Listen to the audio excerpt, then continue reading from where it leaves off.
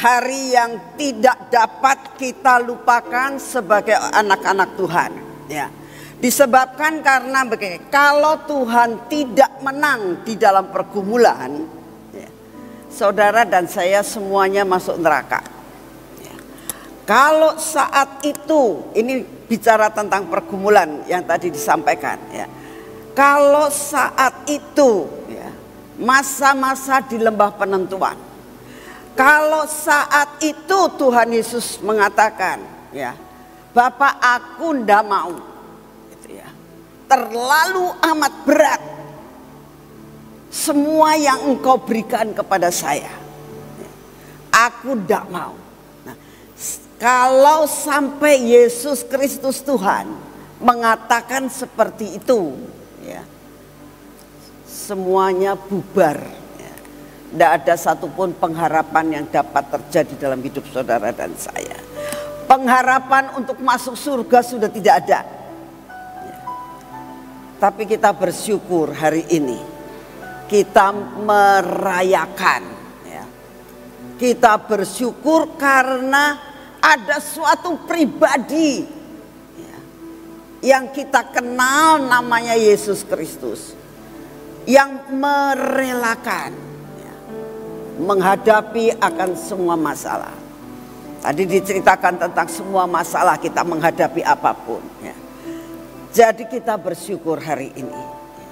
Hari ini kita memperingati betapa luar biasanya pribadi ini, yaitu Yesus Kristus Tuhan, yang mau merelakan. Saudara, tadi diceritakan tentang bagaimana Tuhan Yesus itu di taman, itu pergumulannya amat sangat berat saudara. Karena begini, Yesus itu manusia, tapi dia itu juga anak Allah. Jadi dia tetap menghadapi penderitaan yang dihadapi oleh manusia, tetapi dia juga mengerti apa yang akan dia lakukan karena dia adalah anak Allah. Jadi dia itu benar-benar gambar dari Allah.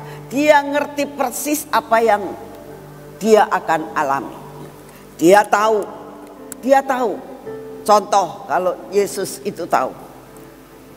Dia sudah ngomong sama Yudas. Satu dari antara kamu nih akan menyerahkan aku. Udah tahu. Pada saat murid yang dikasihi yaitu Yohanes bersandar di dadanya, katakan, Tuhan, siapa sih yang mau nyerahin engkau? Kami semua sayang sama engkau.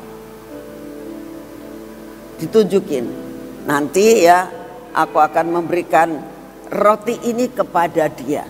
Berarti Yesus itu tahu bahwa Yudas itu benar-benar yang akan menyerahkan dia. Tapi satu perkara yang kita lihat, ya, bahwa Yesus tidak punya sakit hati. Yesus, saudara sekarang begini, kalau saudara nih tahu ya, orang itu mau jahatin kita, ya diusir aja lah, dipecat saja. Tapi Yesus tidak lakukan akan hal itu, tetap dia mengasihi. Yang kedua, Tuhan Yesus sudah tahu kalau Petrus itu mau menyangkal dia. Dikatakan kamu akan nyangkal aku. Berarti Yesus itu sudah tahu. Dan Tuhan Yesus itu tahu persis bahwa dia akan ditangkap. Tuhan Yesus tahu persis penderitaan yang akan dijalani sampai ke Bukit Golgota. Itu dia sudah tahu.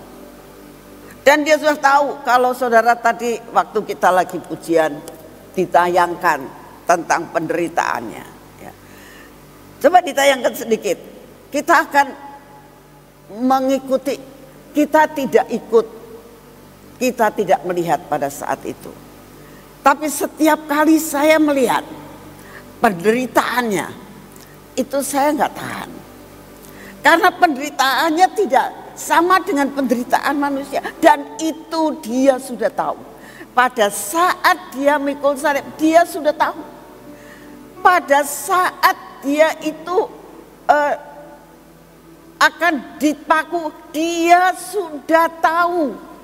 Sebelum dia lakukan, dia sudah tahu. Ya. Dia sudah tahu bahwa nanti ada orang yang membantu dia untuk mengangkat salib. Dia sudah tahu.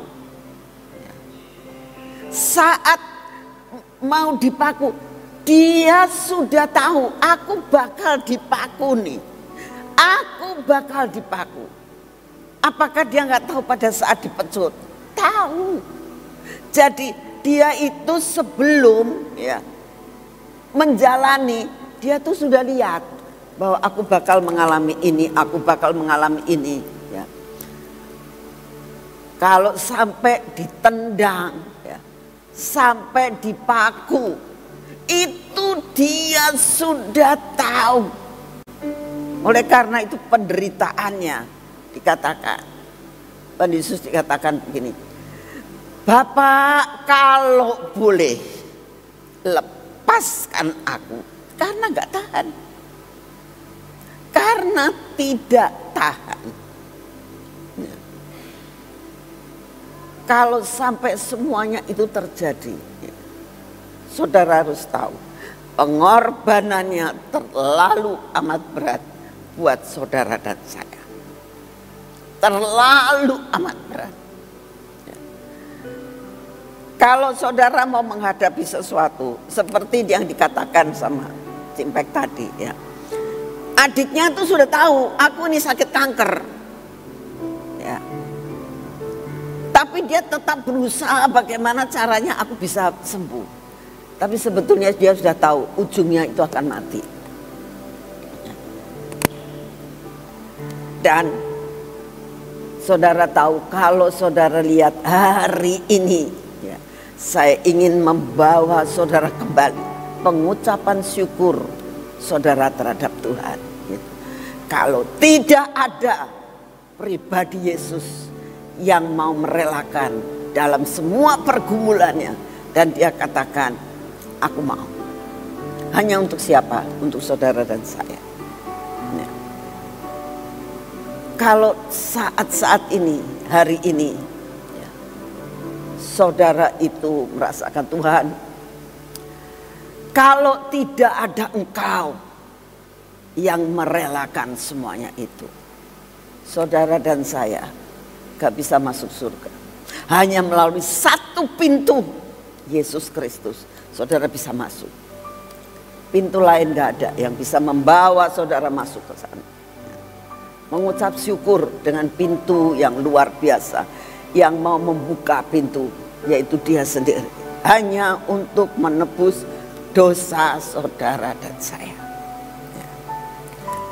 Apa yang harus kita lakukan di dalam Jumat Agung ini? Persiapkan dirimu. Ya. Karena Tuhan itu menghendaki ada penyembah-penyembah yang benar-benar bisa menyenangkan hatinya. Bisa pas di hatinya. Dan kita akan lakukan besok. Siapkan diri saudara, ya. Itu yang Tuhan mau. Kembalikan penyembahan dan pujianmu kepada Tuhan. Tuhan tidak minta harta saudara. Tuhan tidak minta apa yang saudara punya. Karena apa? Tuhan itu punya semuanya. Kamu mau ngasih uang, Tuhannya udah punya uang banyak. Kamu mau ngasih apa? Semua Tuhan yang punya. Langit bumi Tuhan yang punya. Apa yang Tuhan rindukan? Hatimu untuk menyembah Tuhan. Mengagungkan dia. Membanggakan dia. Itu yang Tuhan rindukan dalam kehidupan kita. Menyenangkan hatinya, pas di hatinya. Itulah yang Tuhan mau. Siapkan hati sungguh-sungguh untuk besok. Kita masuk di dalam pemulihan untuk memulihkan cara penyembahan kita kepada Tuhan. Ya. Jangan lewatkan. Ayo ikut masuk. Ya. Yang kedua, pada saat Tuhan Yesus itu sedang bergumul, muridnya tertidur. Lalu Tuhan katakan, tidak sanggupkah engkau bersama aku? Ya. Untuk bersama-sama. Saya menghimbau kepada saudara, ya. Kalau nanti kita diberi kesempatan 15 jam, ya. Mulai hari ini saya sudah berdoa, Tuhan beri aku kuat jangan ngantuk, beri aku kuat jangan ngantuk. Saya percaya bahwa 3 murid yang dibawa oleh Tuhan itu pada saat mengatakan, yuk sama-sama, aku lagi sedih, aku lagi sedih. Ya. Ayo sama-sama doa sama aku. Saya yakin ketiga muridnya ini bukannya orang yang tidak mengasihi Tuhan. Mereka mengasihi Tuhan banget. Ya. Tapi tidak kuat. Saat diajak suruh doa, mendukung doa nggak kuat. Ya. Tertidur akhirnya. Ya. Tapi Tuhan tetap mengampuni. Saya berdoa, Tuhan merindukan saudara dan saya dapat melakukan pengorbanan untuk nyembah Tuhan hanya 15 jam. Pengorbanan dan tidak dilakukan setiap hari, saudara. Kita hanya akan memberikan persembahan ini kepada Tuhan cuman 1 bulan 1 kali. Doa sungguh-sungguh. Jangan lewatkan dan mengatakan, aku ngantuk, aku mau doa. Tuhan juga tahu. Benar. Murid-muridnya itu kalau, aduh Tuhan aku gak kuat, aku tidur. Tuhan ya tahulah kalau aku tidur. Itu namanya ingin membenarkan diri sendiri. Kemampuan Tuhan berikan buat saudara dan saya. Ayo, jangan ngantuk. Jangan ngantuk. Maka saya katakan, memang di bawah banyak makanan. Jangan berarti saya ngantuk di atas kok. Di bawah juga ada TV. Saya sambil lihat, sambil makan.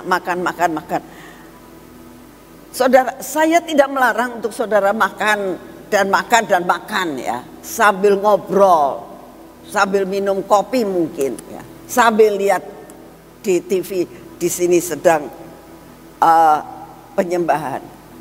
Tapi yang Tuhan mau hatimu ada di tempat ini. Kalau engkau memangnya capek ya, turun ke bawah, minum, makan cepet-cepet. Saya berdoa, orang kalau mengasihi ya, itu seperti itu ya, cepet-cepet, nggak santai-santai. Kemarin saya mendengar satu kesaksian. Ada seorang ibu yang ingin healing namanya. Jalan-jalan pergi ke luar negeri bersama dengan semua grup teman-temannya. Tapi dia merasakan mau berangkat anaknya sakit. Dia mikir, pergi atau enggak? Pergi atau enggak? Hatinya sebenarnya pengen pergi, tapi hatinya juga gak tega melihat anaknya. Tapi akhirnya diputuskan, dia tidak pergi. Saudara, karena apa? Mengasihi. Sudahlah, daripada aku pergi sama teman-temanku dan saya merasakan senang, hatiku gak bisa senang karena anakku sakit. Seorang yang mengasihi itu rela berkorban. Sekarang pertanyaannya, adakah engkau mengasihi Tuhan Allahmu? Yang sudah mati dan rela mati untuk saudara dan saya. Saudara hanya diminta 15 jam, ayo sama aku. Apakah kita mau merelakan, memberikan pengorbanan kita? Tidak setiap hari. Tuhan hanya minta 15 jam dalam 1 bulan 1 kali. Saya menghimbau saudara, di mana kasihmu, di mana balasan cintamu kepada Tuhan. Ayo siapkan hati sungguh-sungguh. untuk benar-benar memberi yang terbaik buat Tuhan. Ini bukan untuk siapa-siapa, hanya untuk Yesus Kristus yang sudah mati buat saudara dan saya. Beri yang terbaik untuk Tuhan. Beri yang terbaik untuk Tuhan. Ya. Saya yakin kalau Tuhan disukakan, itu sangat luar biasa. Kemarin ada satu kesaksian. Dia punya satu barang yang sangat dikasihi. Dia punya barang yang sangat dikasihi. Dipecahkan sama anaknya. Mamanya bilang, waduh, ini kesayangannya papa, kamu pecahin. Siap-siap kamu dimarahin sama papa. Ini anak udah ketakutan sekali. Dia tahu dia salah. Tapi anak ini adalah anak kesayangan papanya. Yang memecahkan barang yang sangat indah. Yang milik papanya. Dia udah siap-siap. Dia berdoa ya, supaya papanya jangan marah. Papanya pulang kerja. Dia sambut. Dia bilang, papa, maafin saya. Papa maafin saya. Papanya bilang, ada apa kamu minta maaf? Papa maafin saya. Papa jangan marah. Papa jangan marah. Dia bilang, ada apa? Papanya dipeluk. Papa maafin saya. Papa maafin saya. Ya. Ada apa? Aku mecahkan barangnya papa. Papanya, karena itu adalah barang kesukaan. Tapi karena dia mengasihi dan lihat anaknya itu benar menyesal, gak dimarahi. Kata papa, ya sudah nanti papa beli lagi.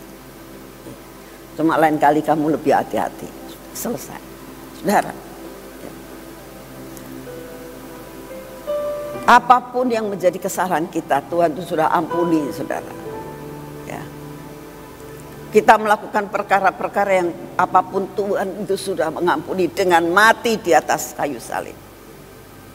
Hanya Tuhan minta, biarlah engkau melakukan pemulihan Pondok Daun. Itu yang dirindukan. 15 jam saya berdoa. Siapkan hati, beri yang terbaik buat Tuhan. Pasti Tuhan akan kuatkan sampai tidak akan ngantuk. Percaya, Tuhan Roh Kudus akan menolong saudara dan saya.